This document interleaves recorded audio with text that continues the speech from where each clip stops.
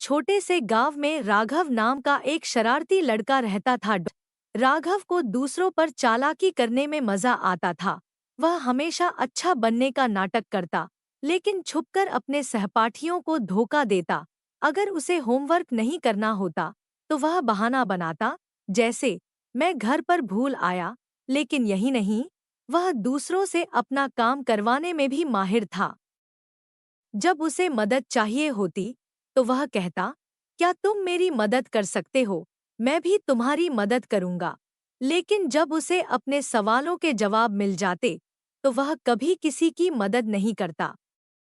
इसके अलावा उसे दूसरों से चीजें उधार लेकर वापस न करने या उनके काम को अपने नाम से दिखाने की आदत थी। उसके दोस्त यह समझ ही नहीं पाए कि वह उनका इस्तेमाल कर रहा था, जब तक कि एक दिन शिक्षक ने कक्षा में एक चित्रकला प्रतियोगिता की घोषणा की। हमेशा की तरह राघव ने मेहनत करने से बचने का तरीका ढूंढ लिया। माधव, जो एक मेहनती और प्रतिभाशाली लड़का था, ने अपनी चित्रकला पर बहुत मेहनत की। उसने इंद्रधनुष का एक सुंदर चित्र बनाया, जिसमें कई रंग और बारीकियां जोड़ी। लेकिन राघव खुद कुछ भी नहीं बनाना चाहता था। उसने माधव की सुंदर चित्रकला देखी और एक चालाकी सूझी। वाह माधव, तुम्हारी चित्रकला तो कमाल की है। क्या मैं इसे 1 मिनट के लिए पकड़ सकता हूँ? राघव ने मीठी मुस्कान के साथ कहा। भोले भाले माधव ने बिना सोचे समझे अपनी चित्रकला राघव को दे दी। लेकिन जैसे ही शिक्षक पास आए, राघव ने तुरंत वह चित्रकला दिखाकर कहा, देखिए शिक्षक जी, यह मैंने बनाया है।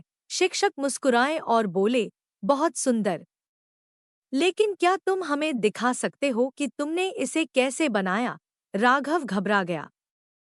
उसके पास कोई जवाब नहीं था, क्योंकि उसने खुद वह चित्र नहीं बनाया था। वह हकलाते हुए बोला, ओह, मैं भूल गया, और इधर-उधर देखने लगा। माधव आगे आया और बोला, लेकिन यह तो मेरी चित्रकला है। पूरी कक्षा दंग रह गई। सबको समझ में आ गया कि राघव ने शिक्षक को धोखा देने की कोशिश की थी। शिक्षक ने उसके कंधे पर हाथ रखते हुए कहा, राघव, चालाकी थोड़े समय तक चल सकती है, लेकिन सच्चाई हमेशा सामने आ ही जाती है। ईमानदारी से अपना काम करना ही सबसे अच्छा तरीका है। राघव को बहुत शर्मिंदगी महसूस हुई। उसने माधव को उसकी चित्रकला लौटाई और माफी मांगी। उस दिन उसे समझ में आया कि ईमानदारी चालाकी से कहीं बेहतर होती है। इसके बाद शिक्षक ने एक पुरानी पंचतंत्र की कहानी सुनाई, जिससे राघव को अपनी गलती का एहसास हो सके। चलो, मैं तुम्हें एक चालाक सियार की कहानी सुनाता हूँ, जिसने कुछ बनने का दिखावा किया, लेकिन आखिर में सच्चाई सामने आ गई। एक जंगल में एक भूखा और अकेला सियार रहता था। एक दिन उसने भेड़ियों के झुंड को देखा और सोचा, अगर मैं इनके झुंड में शामिल हो जाऊं तो मुझे खाना और सुरक्षा मिल जाएगी। इसलिए उसने अपने शरीर पर नीला रंग लगा लिया और खुद को नीला भेड़िया बना लिया। जब वह भेड़ियों के पास गया तो उन्होंने उसे बिना कोई सवाल किए झुंड में शामिल कर लिया। लेकिन एक दिन सियार ने अपने पुराने सियार दोस्तों की आवाज सुनी। वह खुद को रोक नहीं सका और गलती से अपनी असली आवाज में जवाब दे दिया। भेड़ियों ने तुरंत पहचान लिया कि वह एक सियार था, जो सिर्फ दिखावा कर रहा था। वे गुस्से में आ गए और उसे भगा दिया। सियार ने यह कड़वा सबक सीखा कि दिखावा ज्यादा समय तक नहीं चलता।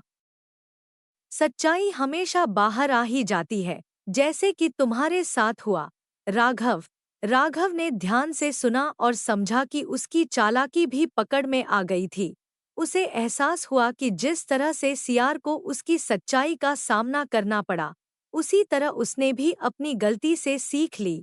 उस दिन के बाद से राघव ने दूसरों को बेवकूफ बनाना बंद कर दिया। उसने मेहनत करना शुरू किया और धीरे-धीरे अपने सहपाठियों का सम्मान अर्जित किया, जैसे कि माधव ने किया था। उसे समझ में आ गया कि ईमानदारी से ही असली सफलता मिलती है। नीति: दिखावा ज्यादा समय तक नहीं चलता। ईमानदार बनो और अपना काम खुद करो।